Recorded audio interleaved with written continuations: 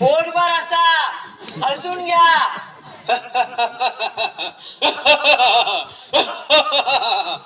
आता हात मगाचा असण्याचा आवाज. अरे बापरे, मग मेलो. दुर्बुद्धी, आता तुझी 100 वर्ष भरलीच म्हणायची.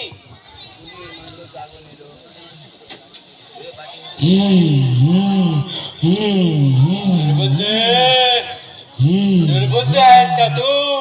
खरं बोल.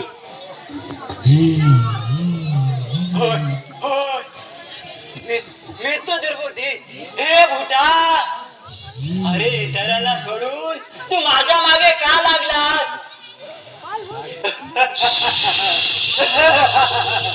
माझ्या अंगावरील अश्वमुखाने पळवलेला दागिन्यांचं गाठोड तू पळवलेस, म्हणून मी तुझ्या अंगात प्रवेश करणार आहे. बापरे, तू माझ्या अंगात शिरणार हे ऐकून तर मला उडउडी भरायला लागली. हा तर पक्का घाबरून गेलेला दिसतोय. त्याची गंमतच करून पाहावी. कसा घाबरू नको. मी घटोत्कचाचा पिशाचा असून तुझ्या अंगात अगोदरच प्रवेश केलेला आहे. काय? तरीच माझे हातपाय थरथरू लागले, जीभ कोरडी पडून अडखडू लागली, अंगात दुखणे संचार राहू लागले, अंगात वारं संचारू लागलं. नको नको नको असं छलूस. आता कसा वाटणीवर आलास? बोल, त्या दागिन्यांचं गाठोड तू कुठं ठेवलंस? सांग लवकर, नाहीतर कर्णाने वासवदत्त शक्ती सोडून जसा प्राण घेतला त्याच शक्तीचा प्रयोग करून मी तुझा प्राणघात करणार आहे. नको नको घटटकाच्या द्रष्ट पिशाच्या. थांब, सांगतो. त्या देवाला या मागे मी लपवून ठेवला आहे, पण एका अटीवरती आपल्या स्वाधीन करावयास मी तयार आहे. त्या अश्वमुखाच्या बहिणीवर माझं प्रेम वसलेलं आहे. तू जर तिला माझ्या पदरात देत असेल तरच गाठोडे परत करेन.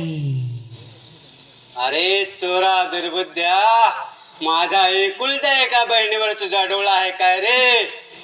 ठीक आहे, तिच्या मनात शिरून तुझ्याशी लग्न करायला लावेन, परंतु या लढाईचा निकाल लागल्याशिवाय तिला हात सुद्धा लावता कामा नये. हे तुला मान्य आहे काय? असं म्हणतोस? ठीक आहे, या लेकराला मान्य आहे, परंतु मुलगी मुंडवल्या सहित उभी केल्यानंतरच परत करेन. ठीक आहे, हे त्रस्त पिसाच्या या लेकराच्या अंगातून एकदम बाजूला होऊन याला मोकळं कर. ओम भगुबुगे भगणी भागोदरे ओम भट तुझा आत्मा माझात, माझा आत्मा तुझ्यात. ओम भगुबुगे भगणी भागोदरे ओम भट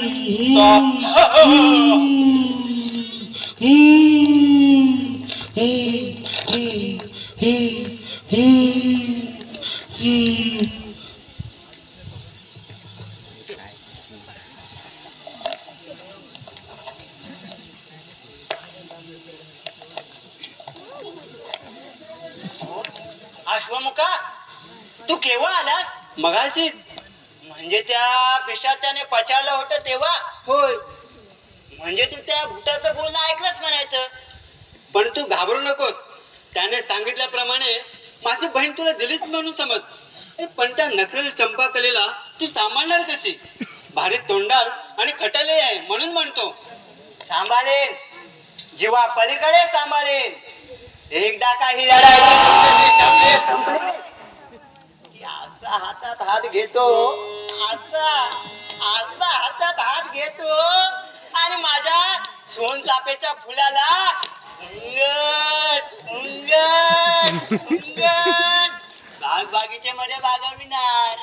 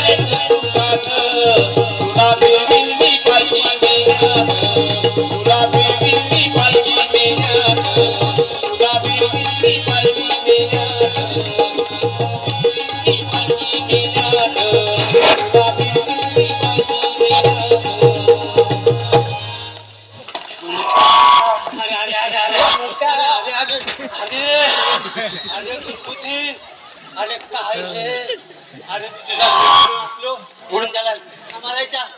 अरे प्रेम रोगाच्या भोवऱ्यात सापडलेल्या वेड्या बिडा एवढी घाई बरी नाही.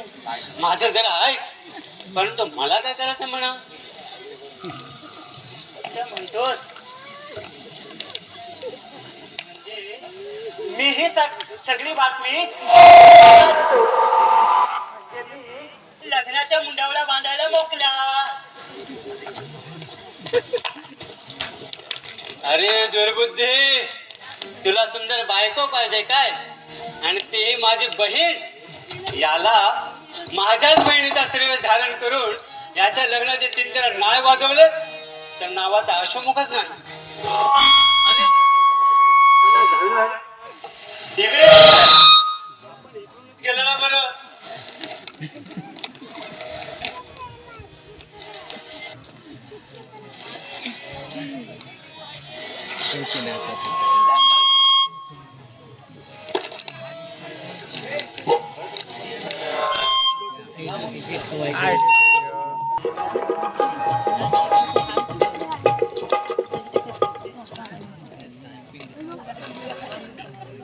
सौरभ चित्रात झालेला आनंद महोत्सव पोचून प्रत्येक जण आपापल्या स्थानी परतू लागले. परंतु हा दुर्योधन उत्साहाने बेभान झालेल्या कर्णाच्या कानाशी कसल्या पण गोष्टी करीत असेल, आणखी दुसऱ्या कसली करीत असेल. पांडवांना नेस्तनाबूत कसे करायचे हेच विचार तो त्याच्या समोर मांडित असणार. चल पार्था, निघायचं ना? निघालच पाहिजे दादा. परंतु द्रौपदीने मग असे उच्चारले ते शब्द तुला आठवतात का? आठवतात परत पार्था. पण तू असा अरण्यवास पत्करलेल्या एखाद्या ऋषीप्रमाणे उदास का झाला आहे? तुला वनवासाची आठवण नाही का? ज्यावेळी कौरव आणि पांचालीला भर सभागृहात फरफटत आणले तेव्हा युद्धाचा पराक्रम करून आपले हक्काचे राज्य मिळवणे ही तिची प्रतिज्ञा होती ना. आणि आता तिने केस बंधनाची आठवण करून दिली तर तिच्यावर रागवून चालेल का? धर्मपत्नी असली म्हणून काय झाले? असे अंतकरण चालीत जाणारे कठोर शब्द तिला उच्चारलाच पाहिजे होते का? अर्जुना, अरे किती झालं ना तरी बायका तर बायकाच. अजून त्यांच्याकडून दुसरी अपेक्षा काय करायची? हसू नकोस दादा, हसू नकोस. अरे बायका असल्या म्हणून काय? त्यांना काही नीती धर्म? लढाईच्या रणमैदानावर आपल्या पतिश्रेष्ठांनी केलेल्या शौर्याचा साधा गुणगौरवही न करता मागील जखमांचा खपला काढून तिने आम्हाला शर्मिंद करणे हे. म्हणजे पार्था, पांचाली सारख्या पतिनिष्ठेला हे शोभून दिसणारे नसेही, पण तिच्या पाठीवर रुळणारा केसाचा संभार तिने किती दिवस सांभाळायचा हाच तर तिचा सवाल आहे ना. तर दादा, हे मनात ही किलमिश विसरून जाऊन आजच आपण त्यांच्यावर तुफानासारखे तुटून पडूया. तो पहा पूर्व क्षितिजावर आकाश गंगेचा सूर्य सम्राट सहस्र किरणाचे घोडे उठले पृथ्वीपथावर दौडू लागलाय. उधली तरंग नबिहाला, उधली तरंग नबिहाला, उशराल झाला, उशराल झाला,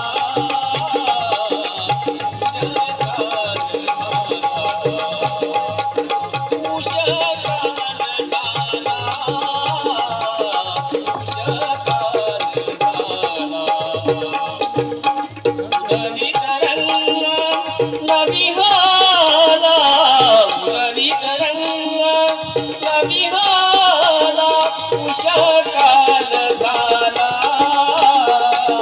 उशराल झाला, उशराल झाला, उशराल झाला.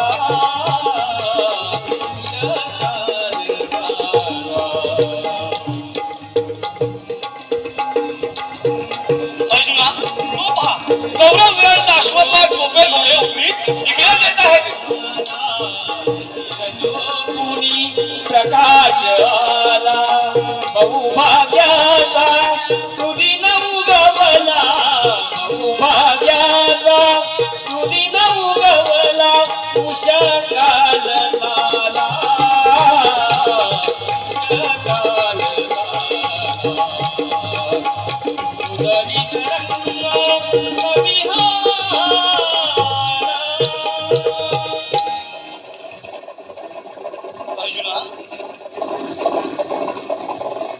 अर्जुना, तो पहा, कौरव वीरांचा अश्वस्वार टोपेल घोडे उठली इकडेच येत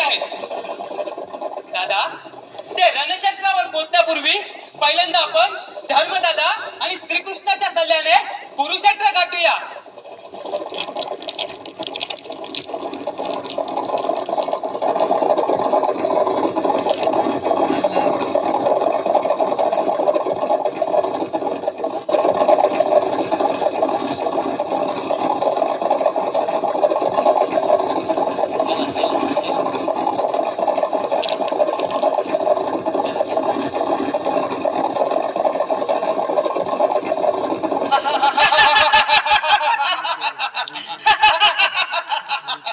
मामा मामा कर्णाला सेनापती पदाचा अभिषेक झाला.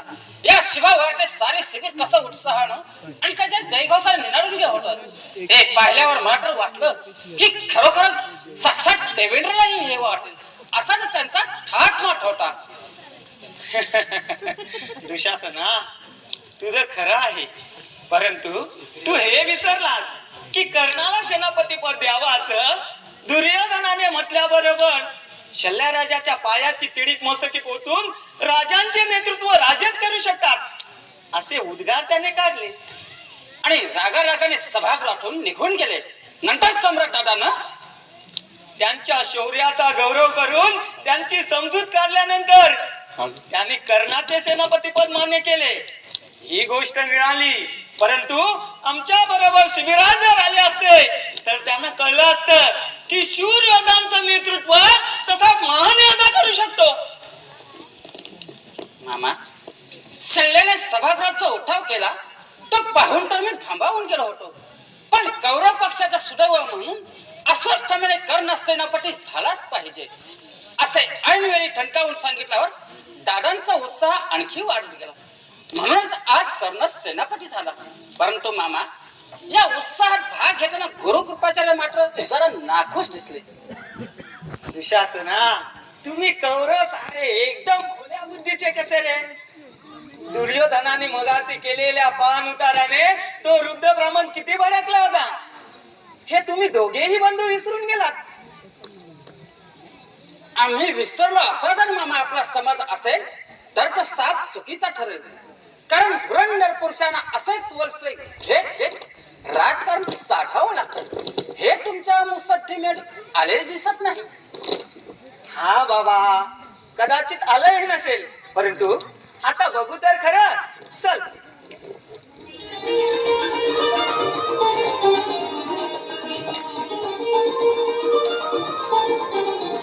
हॅलो हॅलो हॅलो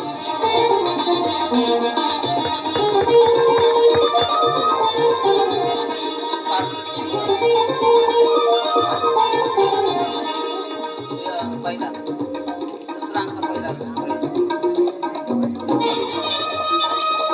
हॅलो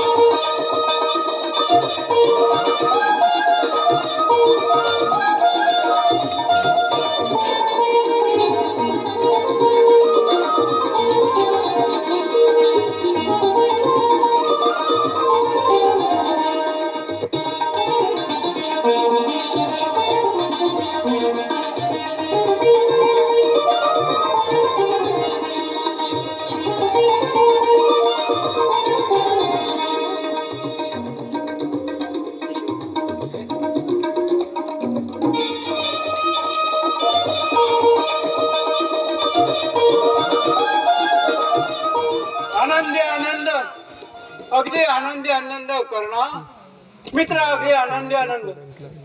अरे मगाशी तुझ्यावर होत असलेला सेनापतीचा अभिषेक पाहत असताना या कुरूंच्या युवराजाला वाटत होतं की आम्ही 100 नसून तुझ्यासह 101 आहोत. कर्णा मित्रा, तू 101 वा कुरू आहेस. राजा, या सुतपुत्राच्या मस्तकी कुरूंचं सेनापती पद देऊन आणखीन एक ऋण वाढून ठेवलंच. मात्र तुझा पराक्रमाला गेलेला आनंद पाहून मलाही असं वाटू लागलं की आज माझी माता असती तर हा अभिषेक करून गेल्या अगोदर तिच्या पायावर डोकं ठेवून तिच्या पायाची चरण धुवून मस्तकी लावली असती आणि आशीर्वाद घेतले असते. पण नाही, त्या कर्णाच्या ललाटी नाही. नाही नाही अंगराज, अरे ज्याला माता असतात त्या सर्वांचे अनुभव चांगले असतात असं नाही.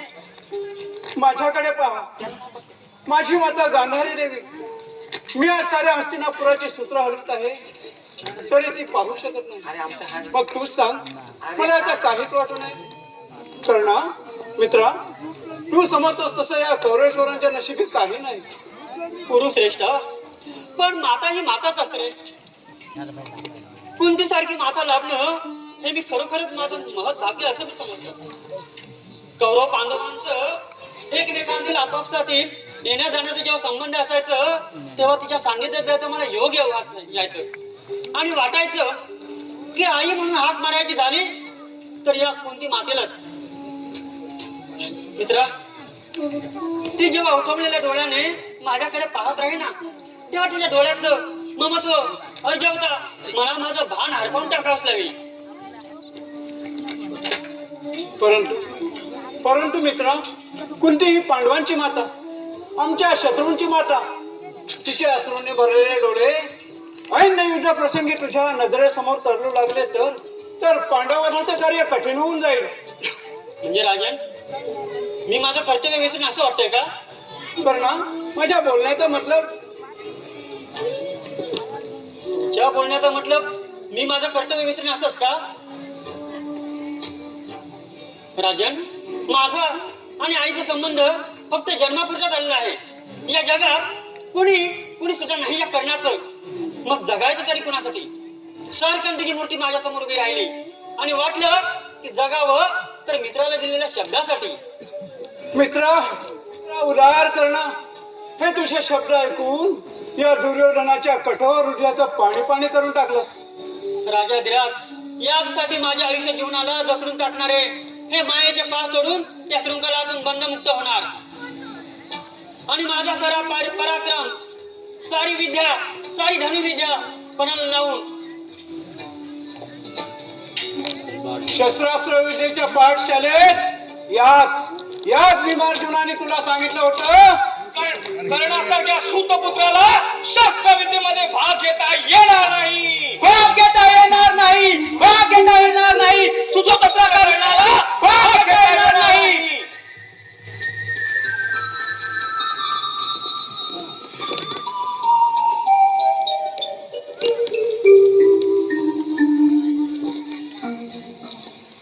आजपासून हा कर्ण अंगद देशाचा राजा झाला हे मी घोषित करतो. युवराज दुर्योधनाचा जय जयकार असो, जय जयकार असो.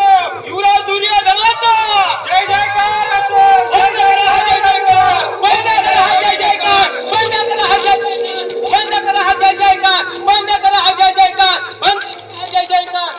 केवढं हे औदार्य, केवढा थोरपणा तुझा. नाही अंगराज, तो आमचा थोरपणा नव्हताच.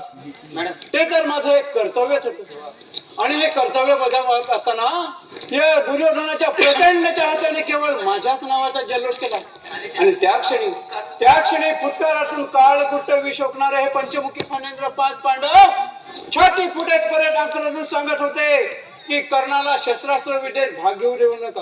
परंतु त्यांच्या आक्रमणाकडे ढोकूनही न पाहता मी तुला शस्त्रास्त्र विद्येत भाग घेण्यासाठी आचार्यांना भाग पाडलं. याचसाठी माझं सारे जीवन आपल्यासाठी समर्पित केलेलं आहे. या कर्णाला कोणी दुबळा समजत असेल तर भारत खंडातील सारीचे सारी राज्य बेठिरा करण्याचं सामर्थ्य या कर्णाच्या मनगटात एकवटलेलं आहे. म्हणूनच मित्रा, तुझ्या धनुर्वेदाच्या सामर्थ्याचं प्रदर्शन करूया. उद्या रणांगणावर सेनापती म्हणून सर्व योद्ध्यांची दानादन उडून करशील की जेणेकरून या दुर्योधनाची छाती अभिमानाने फुगून जाईल. एक वेळ धरतीचं उदर दुभांगेल, पण या कर्णाची प्रतिज्ञा कधीच भंग पावणार नाही याची खात्री असू द्यावी. खात्री? कशाबद्दल खात्री? एका उदार सत्यप्रियतेचा वारसा चालविणाऱ्या कर्णासारख्या धनुर्वेदावर अविश्वास दाखविणारा एक माणूस मूर्ख तरी असला पाहिजे, नाहीतर त्याला कृतज्ञ तरी म्हणावे लागेल. आम्हाला विश्वास नव्हता तो विश्व पितामह आणि गुरुद्रोण यांचा, कारण ते पांडवांच्या प्रेमाचे स्तुतिपाठ भाट होते म्हणून. परंतु आपल्या एकनिष्ठ प्रतिज्ञेवर आमचा पक्का विश्वास आहे.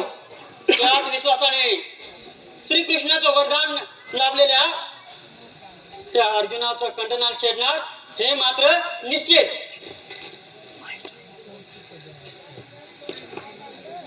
तुझ्या रथाचं कुशल सारथ्य करणारा एक वीर आहे आहे तो म्हणजे मद्रास शल्य.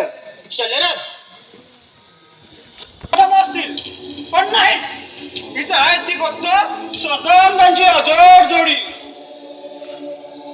विरोध दुर्योधना, आपण आम्हाला महाराज एका महत्वाच्या निर्णयासाठी मी आपणास अवेळी आमंत्रित केला, पण नाराज नाहीत ना? तो निर्णय तरी कोणता हे आम्हाला समजू शकेल? तो निर्णय असा फारसा मोठा नसला तरी उद्या युद्धाचा सारेश आपल्याच हाती, माझ्या या शल्याच्या हाती. होय, हे महान कार्य आपल्याच हातून होऊ शकतं.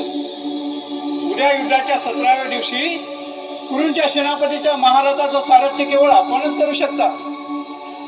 राजा, मी सारथ्य करू या कुरूंच्या सेनापतीचं, या कर्णाचं, म्हणजे या सूत पुत्राने माझ्यावर सोड उगवायचं ठरवून हा नीच मार्ग शेवटी तुला सांगितलं काय? वा रे वा कर्णा, पांडवावर न उगविता संधी साधून तो सूड दुर्योधनाच्या मध्यस्थीन या शल्यावर उगून पाहतोस काय? ज्याने या शल्याच्या रथाचे घोडे वागवावेत त्याच्या घोड्याचा वेग मी हाती घेऊ? नाही नाही, या शल्याला आवडणार नाही. राजा पहिल्यांदा तुझा चुकलेला आहे की आम्ही असताना तू याला सेनापती केलास, हेच मुली अवास्तव्य केलास. हे अवास्तव नाही शल्यराज. ज्या कुरूंच्या बाजूने आपण लढण्यासाठी आलात त्या सर्व कुरूंनी महारथी कर्णाला त्याचा शूरत्वाचा बहुमान म्हणून सर्व नगरजनांच्या एकमुखी निर्णयातून सेनापतीपद बहाल केलं. त्यात या दुर्योधनाचा काही हस्तक्षेप नाही, संबंध नाही असं म्हणून अंग झटकून मोकळा होणं हे कुरूंच्या सम्राटांना शोभदायक आहे.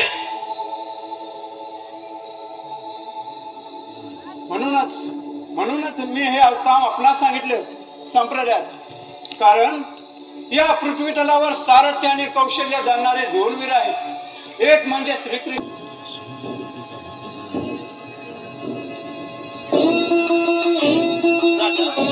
हा शल्य कीर्तीचा भुकेलेला नाही, परंतु कुरूंच्या युवराजांचा अपमान होऊ नये करता मी आपलं म्हणणं मान्य करत आहे. पण तो एका अटीवर. आपण जाणताच हा शल्य फटकल जिभेचा संतापी पुरुष आहे, म्हणून माझ्या भडक स्वभावामुळे कदाचित अंगाराजांचा ध्वजभंग झाला तर तो त्याने सहन करायला पाहिजे. हे जर त्याला मान्य असेल तरच मी सारथ्य करण्याचा मंजूर करतो. त्यांच्या वतीने मी हमी देतो, मग तर झालं ना? ठीक आहे राजा, ठीक आहे.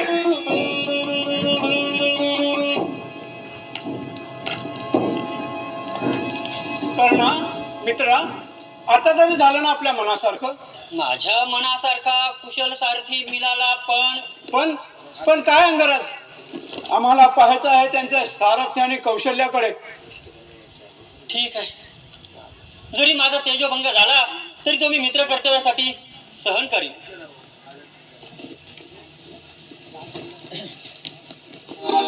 जय तू कर्णा, जय तू. या सर्व गुरूंच्या अबाल वृद्धांचे शुभाशीर्वाद तुझ्या पाठीशी आहेत असं समज.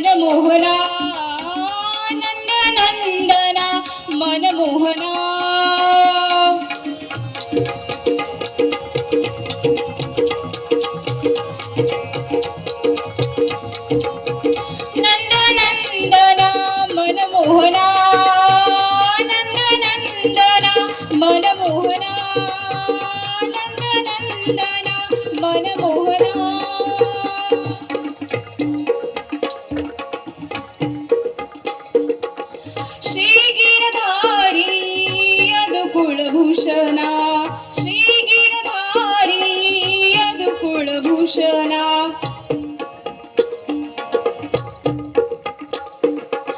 श्री गिरधारी यदुकुळभूषणा श्री गिरधारी यदुकुळभूषणा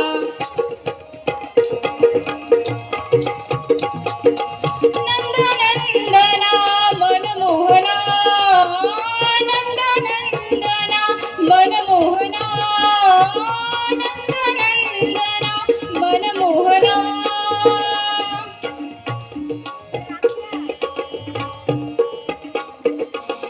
भक्तजनाना तू गिरधारी भक्तजनाना तू गिरधारी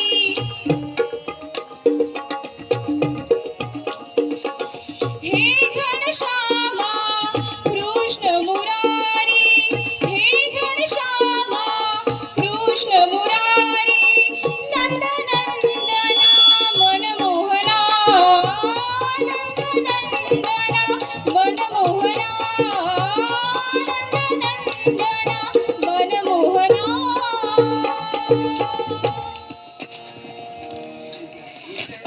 सुदर्शना अरे सुदर्शना कुठे गेलाय बरं हा अजून याचा मागमूस नाही तरी मी सांगितलं होतं रणदेवतेच्या मंदिरात जाऊन राजपुरोहितांना सांग म्हणावं मला पहिल्याच प्रहराला पूजा अर्चा आटोपायची कारण देवीच्या कृपेने माझं सौभाग्य अबाधित राहावं म्हणून तिच्या चरणांपाशी मी मागणं मागणार आहे आता कुठवर बरं शोधू याला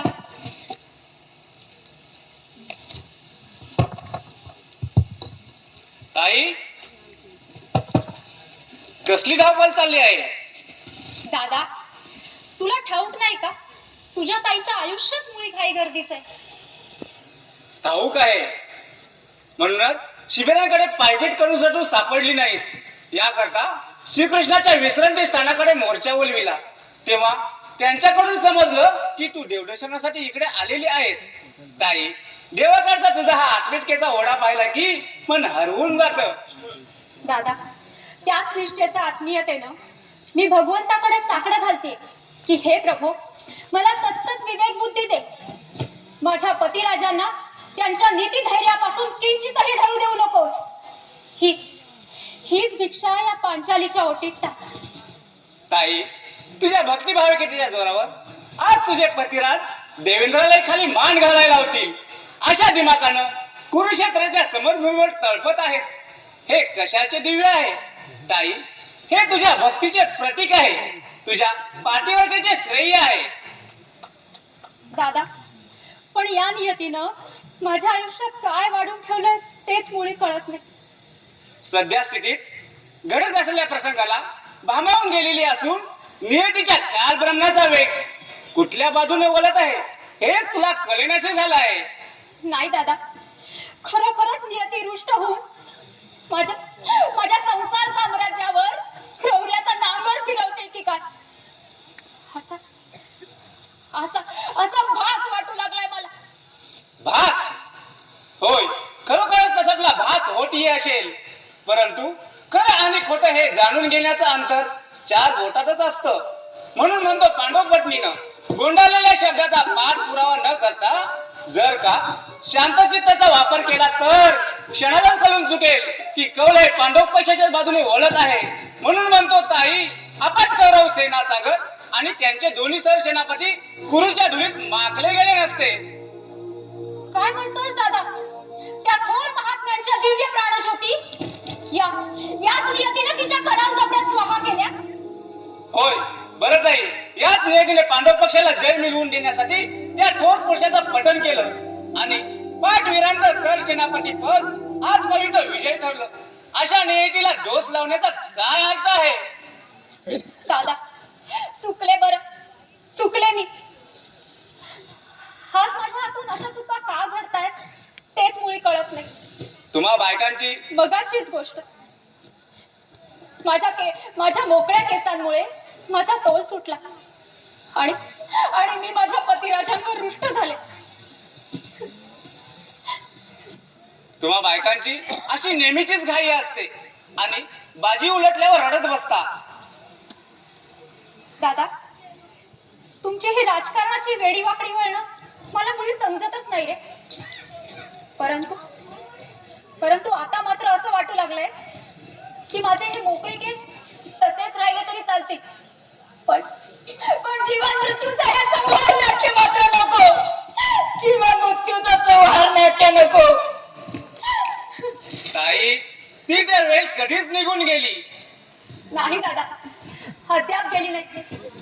झाला तेवढा रक्तपात पुरे झाला असं म्हणून काही समेटाची भाषा करता येणार नाही का? समेट? कोणाशी समेट? अधिक मानवाच्या प्राण्यांशी खेळ खेळल्यानंतर त्या भारतवर्षाला कलंक फासणाऱ्या त्या दरोडेखोरांशी समेट. सलोखा, शांतता हे शब्द कट म्हटल्या कीटकांशी नाही, त्या दृष्टांचं आणि त्या पाठी घालणाऱ्या कर्णाचं मस्तक लाटेने तुडवल्याशिवाय समेट होणार नाही. त्या दिवशी इंद्रपाण्याच्या युवराजानं युद्धाचा अंतिम निर्णय घेतला तेव्हा तुझी संमती घेतली होती. म्हणूनच ताई, पांचाल देशीय सारी सेना घेऊन मी माझ्या भगिनींसाठी समरंगणावर पाऊल ठेवलं आणि आता तुझ्या तुझी समेटाची भाषा. दादा, तू म्हणतोय ते खरंय. वास्तविक मी जे आज बोलतेय ते त्याच वेळी सांगायला हवं होतं. कर्ण सेनापती झालं म्हणून आज तुझं मन विचलित झालं आहे.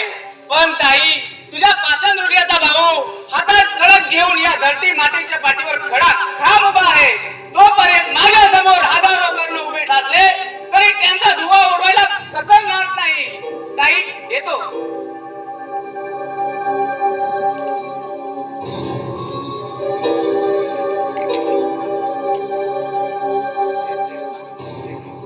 कोण?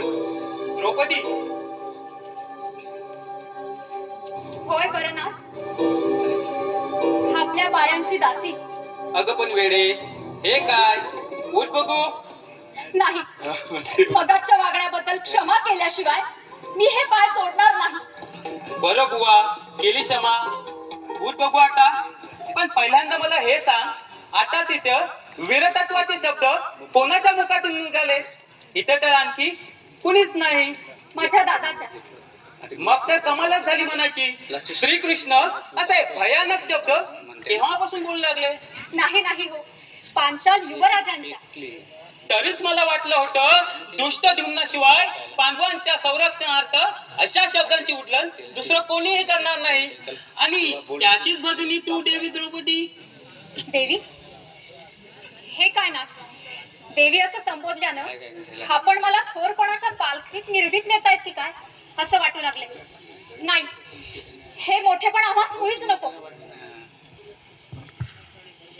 हे रणधीरा पंडू कुमरा, हे रणधीरा पंडू कुमरा, हे रणधीरा पंडू कुमरा.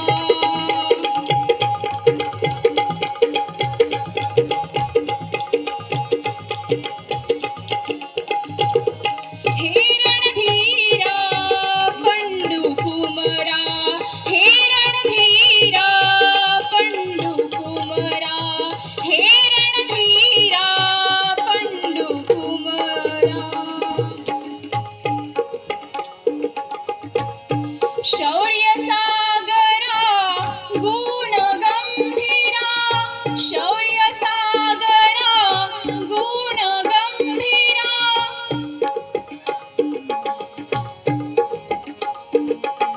शौर्य सागरा गुण गंभीरा, शौर्य सागरा गुण गंभीरा.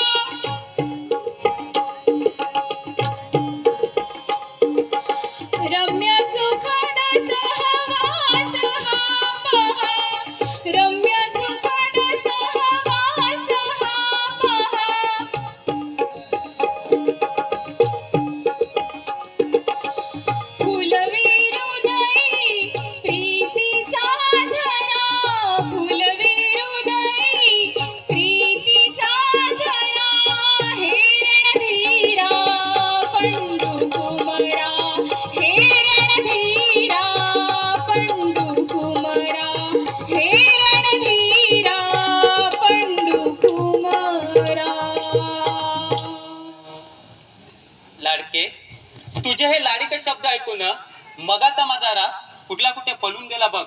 चल रणदेवतेच दर्शन घेऊया. लगेच मला रणभूमीवर गेलं पाहिजे.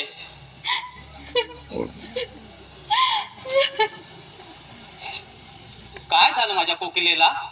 आताच तर वसंत ऋतूतल्या वैभवानी माझ्या कानाशी गोड गुंजन करीत होतीस आणि अचानक या मुगाच्या जलधारा कशानं सुरू झाल्या? महाराज महाराज मला आज भीती वाटते हो, भीती वाटते. आज एकाएकी मला तुझी भीती वाटायला लागली. काही घटिकापूर्वी नागलीच्या फुटकाराने शब्दांची फेक करणारी आमची प्रीतिदेवता अशी अचानक गोगलगाय का बनावी? द्रौपदी, पांडवांच्या शत्रूंना माझी भीती वाटते तेवढी पुरे आहे, पण संसार सागरात उगवलेल्या या सप्तरंगी इंद्रधनुष्याला माझी भीती वाटावी असा काय प्रमाण घडला माझ्या हातून? सांगा राणी साहेब, कोणता नि कुठल्या क्षणी अपराध घडला या धनुधारी पार्थाच्या हाती? या कोमल लटिकेचे अंतकरण आम्ही केव्हा पुष्करले होते का? नाही नाही नाथ, मुळीच नाही. चला बघू, आपण आधी देवदर्शनाला जाऊया, मग सगळं सविस्तर सांगते.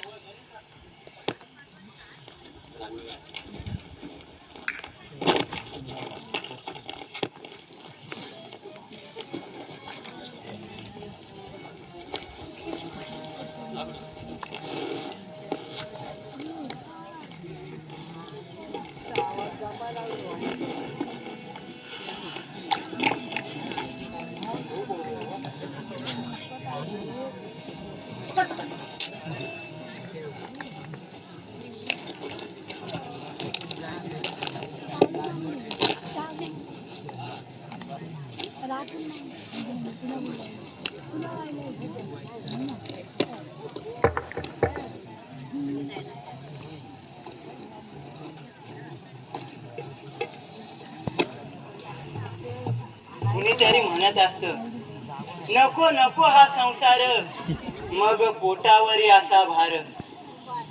काय सांगू राव, माझ्या होणाऱ्या बायकोचं कुंकू चिवत म्हणून त्या अर्जुनाच्या कचाट्यातून सुटलो. नाहीतर त्याने कौरवांचा हेर म्हणून माझी गर्दनच छाटली असते. हुश. आणि तो द्रौपदीचा भाऊ तर काय विचारता, एखादा रानडुकरासारखा डोळे गरगर फिरवीत तलवारीवर हात घालतात. इतक्यात जो पळालो तो थेट इथं. नाहीतर त्याने आमचाही द्रोणाचार्य केला असता. सुटलो एकदाचा, सुटलो बाबा, सुटलो एकदाचा. पण माझ्या चंपाकालीला शोधायचे कुठं? चंपाकाली, अगं ये चंपाकाली, चंपाकाली, अगं ये चंपाकाली. अरे देवा, मगाशी तर प्रेमाच्या गोष्टी करत होते, आता गेली कुठं? चरके घेऊन ये जा. नाही चंपाकाली. बरं करणार आहात, मग हे पाय धरणं बरं आहे का? हे लाडके, तुझ्या या लटकण्या मुरदण्याने मी पुरा पागल झालो आहे. याच्यात गोड बोलून चांगलीच जिरवायची. आणि हे काय प्राणेश्वरा, तुम्ही माझे पाय धरून बसलात तर ही दुनिया तुम्हाला काय म्हणेल? अगं झाक मारते ही दुनिया, दुनिया वाटेल ते बोलेल. पण माझे सोनकले, सोनकले, तू असं काही नाही ना बोलणार? अरे देवा, मी कसं म्हणेन माझ्या सोनचाफ्याला?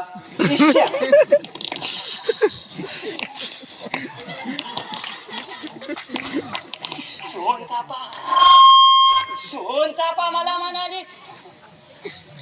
मग तूच माझी राणी आणि मी तुझा राजा. हातात दे तारी, चंपाकली, माझी चंपाकली. नाथ, तुम्हाला एक सांगावंसं वाटतं, आमच्या राजा राणीच्या संसारात एक युवराज आणि एक राजकन्या असायला नको का? एक धीरधर एकच का अशी कितीतरी होतील. अहो फक्त लग्न ओरकू दे. होतील काय, आहेत म्हणा ना. म्हणजे आमच्या लक्षात नाही आलं. मी म्हणते सध्या घरात 2 आयात आहेत, त्यांचे काय करू. काय बोलते? दोन हयात म्हणजे काय झालं, असं थंडकर का झालं. अरे देवा, आता काय करू. छे छे, तसा मी नेहमीच गरम असतो ग. पण ही लग्न आधी मुलं झालीच कशी. कशी म्हणजे प्राणेश्वरा, मी तुम्हाला हवेहसी वाटते ना, मग कान करा इकडे.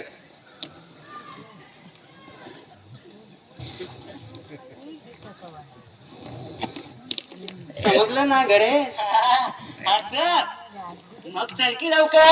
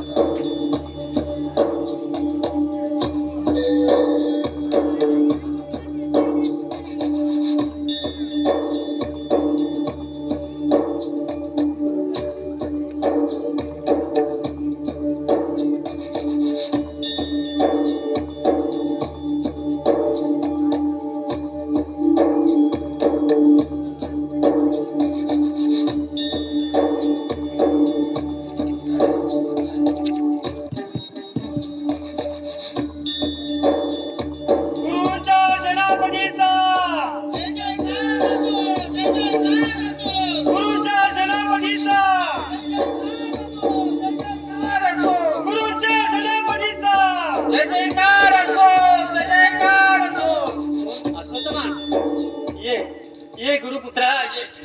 तुझ्याच येण्याची अपेक्षा करीत होतो. तू आलायस किती धन्यता वाटली आहे. मित्रा, कुरुचा सेनापती झाल्यापासून तू अगदी आनंदाने फोडून गेलायस खरा, परंतु परंतु परंतु काय करणार. कौरव पांडवांचं आपापसातील उद्भवलेलं महायुद्ध आणि अशा युद्धाच्या प्रसंगी माझ्यासारख्याच्या शिरी कौरव सेनानीचा भार दुर्योधनाने ठेवावं, यामागे त्याचा काही स्वार्थ तर नसेल ना. स्वार्थ आहे किंवा नाही, हे मित्र कर्तव्याची चूक खांद्यावर घेण्या अगोदर त्याचा विचार करायचा असतो. परंतु मित्रा तुला मार्ग मिळाला तो गुरुच्या राजदंडाचा, आणि त्या राजदंडाभोवती गिरट्या घालत असलं ते किलसवाना हिंस्र गिटार साक्षात मृत्यूच. त्या मृत्यूवर सुद्धा झेप घेण्यासाठी मी थोडा सुद्धा मागे कसरणार नाही. त्या गिटार रूपी मृत्यूवर झेप घेण्यासाठी मी थोडा सुद्धा कसरणार नाही. कारण कुणी मानव चिरंजीवत्वाचा अमरपत्ता घेऊन जन्माला आलेलं नसतं, मग मी का म्हणून घ्यावं. पण असं तमान देव आणि दयानव यांच्यातील युद्ध आठवलं की असं वाटतं की युद्ध तेव्हा नसं झालं असतं तर घेतलाच करा, परंतु त्याची जबाबदारी त्या दिशेने मृत्यूचा दरवाजा ठोठवत पार पडावं लागेल. कारण मृत्यू म्हणते काळरूपी ते 5 पानं काळाचा करार जसा पसरवून थोड्या चावडीत तुझ्या रथासमोर उभे टाकतील, तेव्हा तुला बुद्धीचा डाव खेळावा लागेल. कारण कुणी सुज्ञान म्हणतात की युद्धाचे जीवन हे खरखर दरीतून अविरत वाहणाऱ्या निर्मल झऱ्यासारखं असलं पाहिजे. पण असं तमान माझं जीवन हे निर्मल झऱ्यासारखं नाही रे. माझं जीवन आहे ते उकिरड्यावर वळवणाऱ्या कीटकासारखं, कालाचा पट फोडीत भविष्याचं वेध घेत एकांकासारखं. तर काय करणार. आम्हा मानवाला मृत्यू हा खटा कल्पित वाटला असता आणि त्याच्यात मुलीच भय उरलं नसतं. म्हणून आम्ही जीवन जगण्यासाठी तडफडत असतो.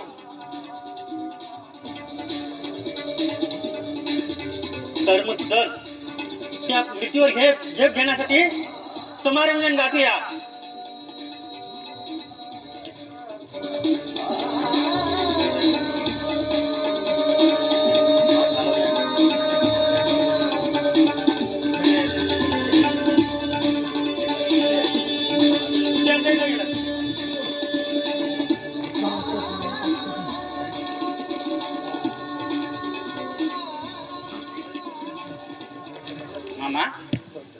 भेटून मी पर्यटक असताना पवारांच्या घोळक्यातून नारायणमुनी सांगत होते की आज दुःशासन जिवंत राहू शकत नाही. म्हणजे भीमाने केलेली प्रतिज्ञा सर्वमुखी झाली म्हणायची.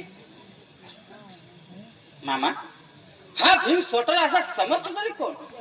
म्हणे दुःशासनाच्या छाताडावर पाय रोवून त्याला जा विचारतो की द्रौपदीच्या नीला हार घालण्यासाठी तू ढजलासच कसा? वा रे वा भीमा, खाली मान घालून बसला होतास एखादा संडासारखा. त्यावेळेला हे सुचलं होतं, ते आता सुचायला लागलं काय? दुःशासना, तो रे तुला कसला आणि काय जाब विचारणार? कुठं मदमस्त गजराज तू आणि कुठे तो खादाट कुंतीचा पोरता. देव उडवून गद्याच्या एकाच तोलाने दृश्य डोळी नदीच्या पात्रात खाऊदाट गटांगला रक्तमांस मिश्रित जलाच्या. खरंच मामा, तुमच्या युक्तिवादाचा प्रयोग मी आताच करून पाहणार आहे. मग पाहतो ना त्या भीमाची ताकद. त्यापेक्षा तू असं केलंस तर काय करू म्हणता? त्याला असाच अचानक मध्ये घातून शिरच्छेद केला तर? नाही मामा, हा दुःशासन मेल्या आईचा दूध प्यायलेला नाही. मग तुझ्या मनात तरी काय आहे ते तरी कळू दे. उगाच वेल दवडू नकोस. तिकडे लढाईला तोंड सुद्धा लागला असेल म्हणून म्हणतो. मी असाच चाटो आणि त्याच्याशी मुकाबला करतो आणि दाखवून देतो हा दुःशासन सुद्धा तुझ्यासारखा घमेंड करून माजलेल्या गेंड्याची बिनसट अडक देऊ शकतो. मामा, नुसतं जर नाव घेता क्षणी माझ्या अंगाचा नसा नसा कशा स्फुरण पाहू लागला.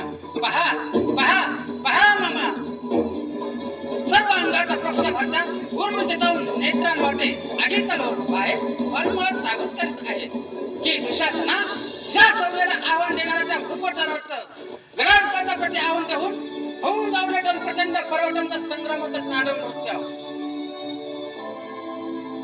दुःशासना, इतकंच नाही तर आर्यावर्तातील जनता जनार्दनाला कळवून चुकू दे की भीमापेक्षा दुःशासन हा शतपथीने अग्रेसर आहे म्हणून. शतपथीनच नाही तर सहस्त्रपथीनं त्याच्यापेक्षा बलवान आहे हे सिद्ध करण्यासाठी हा पहा निघालो.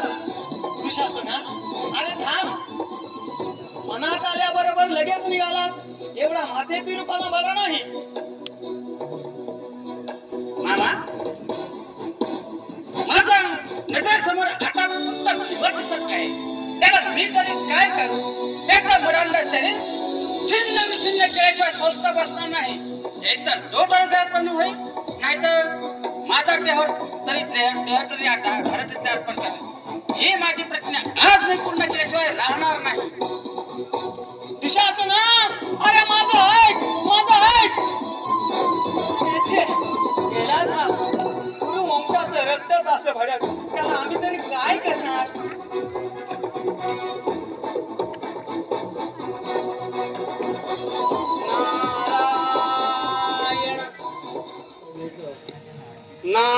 नारायण हा आणखी कशाला मध्येच कलमडतोय? म्हणे नारायण नारायण. अरे पुरं झालं तुझं नारायण पुराण.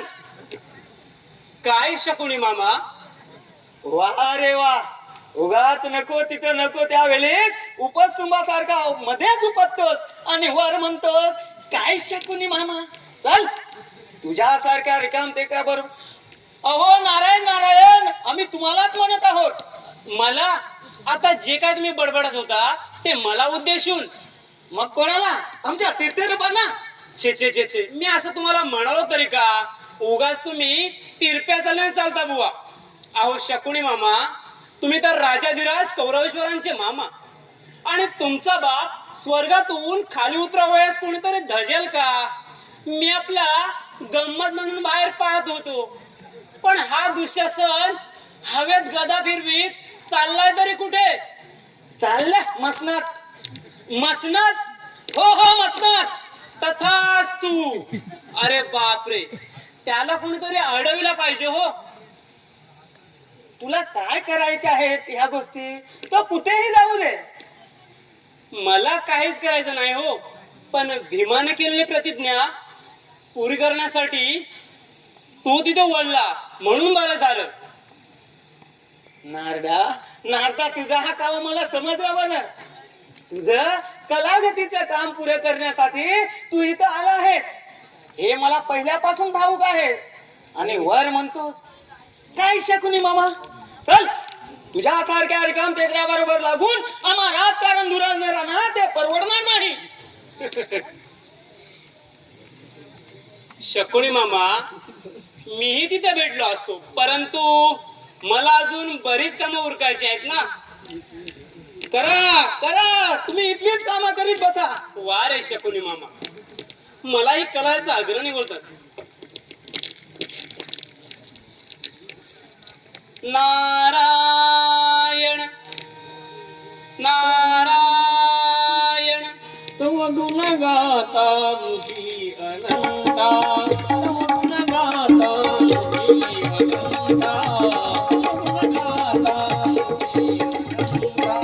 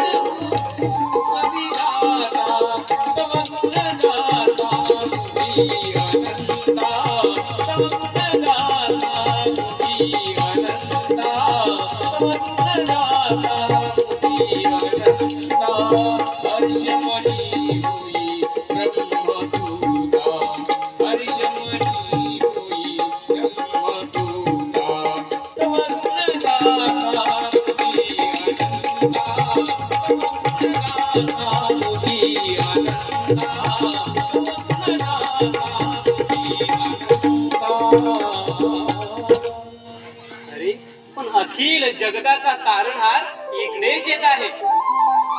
नारदा, सर्व काही माहीत असून सुद्धा न समजण्यासारखं एखाद्या माणसानं बोलावं हे तुझ्यासारख्याला जास्त शोभा देत. बरं ते जाऊ दे, आता मला हे सांग की तू कुणाची वाट पाहत आहेस? कमाल आहे देवा, कुणाची म्हणजे आपलीच. माझी? आणि ती का? आमच्यावर काहीतरी बालंतर आणलं नाही ना? तुझा मला भरोसा वाटत नाही. छे छे देवा, मी असं कुठं म्हणालो आहे? नारायण नारायण. सोडून दिलास खरा, परंतु थोड्या वेळापूर्वीच द्रौपदीस कान मंत्र देऊन दुशासन वधाची प्रतिज्ञा करास भाग पाडलास की नाही? त्याला तुम्ही कानमंत्र म्हणता? छे छे, ते तर मी सहज म्हणून सांगितलं गेलं आहे. सहज म्हणून सांगितलं, परंतु त्याच्या परिणामाचे पडसाद आता रणभूमीवर उमटतील त्याचं काय? त्याचं काही मोठंच नाही, ते भीमा अर्जुन बघूनच पाहतील. ते पाऊल घेतीलच, पण नारदा त्या अगोदर. नारायण नारायण, त्या अगोदर म्हणजे ते इकडेच येतात की काय? तर मग देवा, मी जरा जाऊन येतो हा. अरे नारदा, थांब थांब, एवढा भीमार्जुनास घाबरतोस? छे छे देवा, मी का त्यांना घाबरू? मी तर तुमच्याच भावभक्तीचे गुणगान गात तुम्हीच नेमलेली कामं न चुकता पार पाडत आहे. दुसरं काय? येतो बरं देवा. नारायण नारायण. ह्या कलह मण्यानं अंगावर बाजू उलटली असं दिसताच पलायन केलं.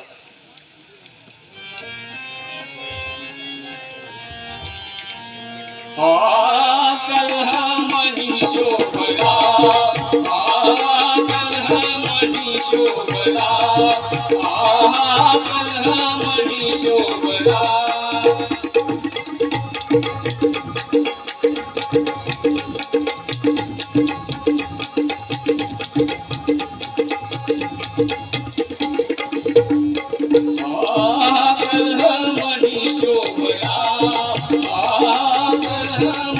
शोभला, कलहमणी शोभला.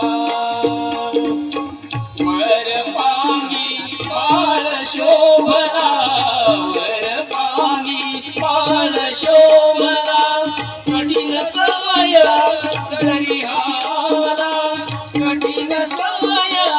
जरिहाला कलहमणी शोभला कलहमणी शोभला कलहमणी शोभला.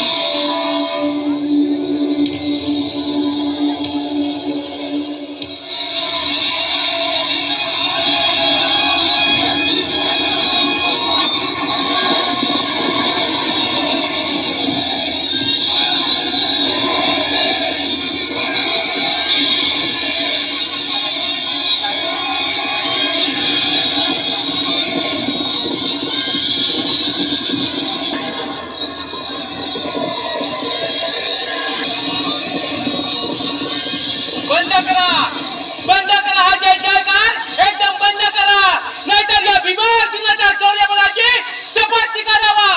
ओहो अर्जुना, नाही नाही ऐकवत सूतपुत्र कर्णाचा जय जयकार. कुरूंच्या उन्मत्त सैनिकांनो, कर्णाचा जय जयकार करायचा असेल तर या भीमार्जुनाच्या शौर्यबळ आजमावा, त्यानंतरच जय जयकार करा. बंद करा हा जय जयकार. जय जयकार बंद करा, जय जयकार बंद करा. अशी कुणाच्या तोंडची ही मुक्ताफळे? कोण? भीमार्जुन आमचे हाडवैरी. कोण? पुन्हा ते हाडवैरी आहे. तुम्ही पांडव आमचे हाडवैरी. उर्मता स्वार्थानंद होऊन आमच्या हक्काचा अर्ध राज्य बळकावलं आणि हक्काचं राज्य भोगायला तुम्ही आमचे भाईबंद नाहीतच मुळी. उर्मता सारा भारत खंडावर कुरूंचा दिग्विजयी झेंडा फडकावणाऱ्या महाराज बंधूंच्या वंशजाला तुम्ही आमचे भाईबंद नाही असं संबोधायला तुला लाज कशी काय वाटली नाही? अरे अर्जुना, ज्यांनी जन्मताच लाज लज्जा गुंडाळून एखाद्या निर्लज्जासारखं जीवन उपभोगतात अशा नालायक माणसाला लाज लज्जेची किंमत काय असते ती कसं काय समजणार? भीमार्जुना, कुणाच्या लाज लज्जाचे लटके तोडीत आहात? तुझ्या भावंकीचं रक्ताचं नातं तोडून ते झुगारून देणारे स्वार्थांध पिसाट्याचे. हा दुर्योधन स्वार्थांड पिसाट आहे असे शब्द उच्चारून आपण आपलेच मरण ओढून घेत आहात. दुर्योधना, आजपर्यंत तू आम्हा बांधवांना तुच्छ समजत आलास, परंतु आज मात्र तुम्हा दोघांही भाऊ बंधूंच्या शरीरावर या गडेने आघातावर आघात करून धरणी मातेच्या पृष्ठभागावर लोळवितो पहा. मग हा एकटा दुर्योधन समर्थ आहे ते मी आता सिद्ध करून दाखवतो.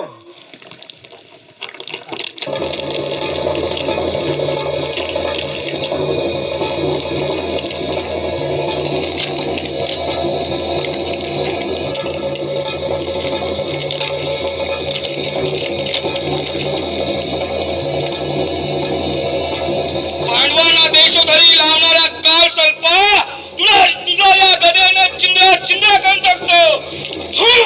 भीमदादा, मूर्ती चालून जाणे हे तुझ्यासारख्या महान योद्ध्याला शोभा देणारे नाही. मागे घेतो गदेचा हात. पांडवांना खडतर वनवास भोग भोगास लावणारा या कालपेटूला मी जिवंत सोडू? वनवासाचे भोग हे पांडवांच्या पारंब्यानं त्यांना भोगावेच लागलेत. त्यात कोणाचाही दोष नाही. दोष आहे तो फक्त पांडवांच्या पारंब्याचा. प्रारब्ध कसलं हे प्रारब्ध? ह्याच निचानी साध्वी द्रौपदीची भर सभेत मांडी उडी करून दाखवली, त्याची आज मी मांडीच करून टाकतो. पहिल्यांदा दुसऱ्या सामना देऊन पहा, मगच पुढील शब्दांचा उच्चार कर. कोण? दुशासनच ना? आलो भेगडा तुझ्या समाचारासाठी. माझा दुष्ट तुम्हाला या कालकेतूच्या नगरीवर हालचालीवर लक्ष पाठवून दे आणि तू करण्यास सामोरे जा. आज युद्धाचा निर्णय लागलाच पाहिजे.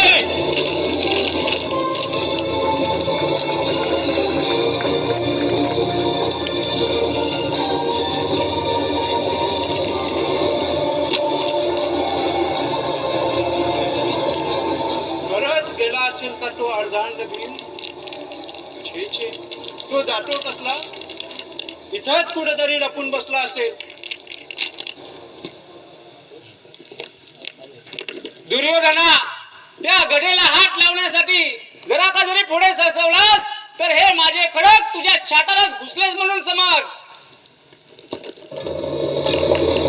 लपून छपून शौर्याची प्रौढी मिरवणारा दृश्यवीरा, ही पहा माझी सामर्थ्यवान गदा कशी पोलादी पंजात विसावली आहे. ये कोण आचार्यांची कपटाने प्राणज्योत मालविणारा दुष्ट दुम्न का? ये अधमा, आज या कौरवेश्वरांच्या पंजातून तू सुटूच शकत नाही.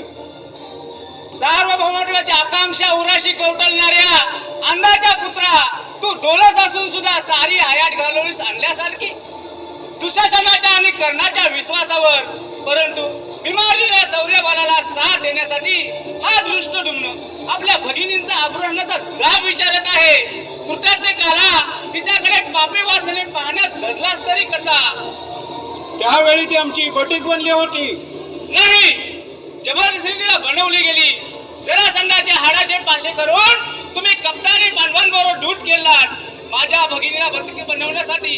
पण तुम्हाला ठाऊक आहे तिच्या पोलाडी मनगटाचा भाऊ अजून पांचाल नगरात जिवंत आहे म्हणून समज. चल हो तयार. ये पुढे.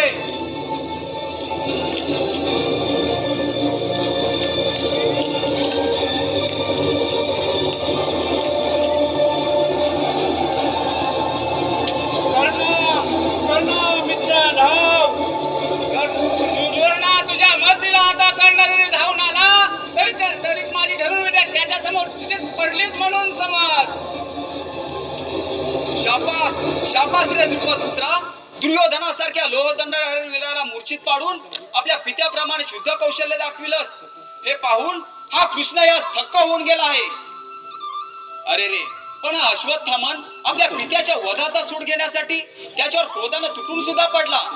अश्वत्थामन एक योद्धा दुसऱ्याशी लढत असताना त्याच्यावर मागाहून धावून जाणं ही धर्मनीती नाही. माझा ऐक अश्वत्थामन. भगवान, या दृष्टीने माझे पितृक्षेत्र माझ्यापासून दूर केले. त्याचे प्रायश्चित्त म्हणून मी तिला वाचून स्वस्थ बसणार नाही. ही या ब्रह्मपुत्राची शपथ आहे. ब्रह्मपुत्राची शपथ खोटी ठरावी ही या कृष्णाची इच्छा नाही. परंतु तुझ्या पित्याचा थोर माणुसकी धर्म त्याची सत्यनिष्ठा आठव आणि माग फिर. वाहवा वाहवा ब्रह्मपुत्रा, तुझ्या अंगी भिनलेल्या शालीनतेची मर्यादा राखून दृष्टद्युम्नाला तू जीवनदान दिलास. धन्य धन्य तुझी पितृभक्ती. पण हे क्रोधयुक्त भीम आणि दुःशासन लढाईच्या पावित्र्यात तिकडेच येत आहेत आणि हा शकुनी मामाही त्यांच्या मागे लपत छपत कुठं बराच चाललाय. आपण जरा बाजूला व्हावं हेच उत्तम.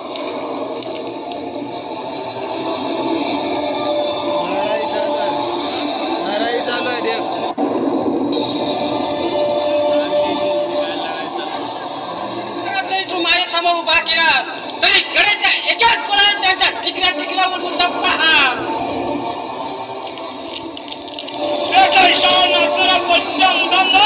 आता पळून पळून पळणार कुठे? मी विषयाचा इशारा नजर नर्तक आहे असं समजू नको. जरी नर्तक नसला तरी वरिष्ठांनी इशारा करतात तुटून पडणारा एक हिंसक लांडगा आहे. हिंसलांग्या, अरे खाडा ज्याने बकासुराचा अन्न खाऊन त्यांच्या कलेवर आकाशाचा भिरकावून दिलं अशा विश्वासघात केला आम्ही कुठल्या नावानं संबोधावं? म्हणे हा दुःशासन हिंसलांगा. वा रे वा भीमा, आणि तू कोण आहेस? बकासुरा मोक्ष प्राप्ती देणारा देव दुःखा. अरे तू तर नरभक्षक. शाबास शाबास दुःशासन, शाबास. हसून घ्या रे हाडांनो. त्या बकासुरासारखा तुम्हाला फेकून देतो दोषाद्वयी नदीच्या पात्रात. दोषाद्वयीच्या पात्रात फेकून द्यायला आम्ही कोण वाटलं तुला? हो पुढे.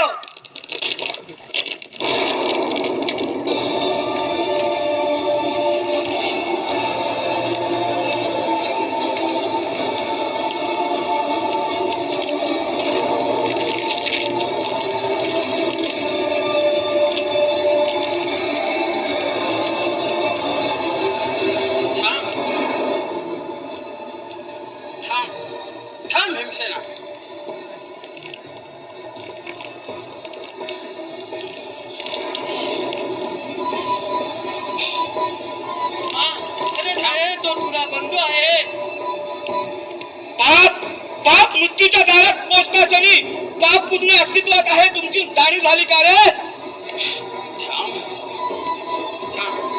आपण एकच रक्त मासाचे बंधू आहोत रे. माझा आहे. हो हो भीमा, अरे मरणाऱ्याला आणखी मारणं हे पाप नाही का? पाप मृत्यूच्या दारात पोचता क्षणी पाप मुद्दे अस्तित्वात आहे याची जाणीव झाली का रे तुम्हाला? हा माझ्या रक्तमासाचा बंधू आहे. याच निचाणी साध्वी दोपरीची भर सभेत मांडी उघडी करून दाखवली, त्याची आज मी मागे फोडून टाकतो. पाप्या, सर्व आर्यावताची पतिव्रतेची थोरपणा गाजते अशा माते समान पुच्छ असलेल्या भाऊदेवीच्या निरीला हात लावतो. तुला रक्ताचं नातं आठवलं नाही आणि आता मृत्यूची घटका समीप आली तर तुम्ही आता आठवण झाली का रे? चल विषयांदा मग थोर आपल्या कर्माची कटू फळे.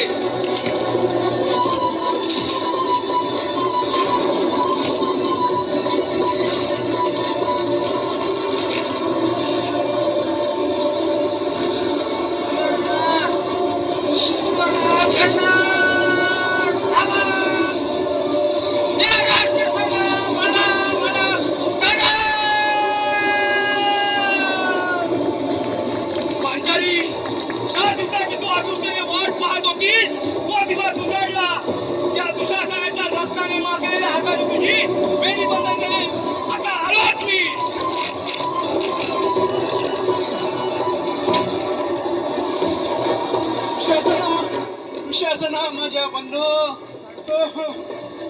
दुःशासना.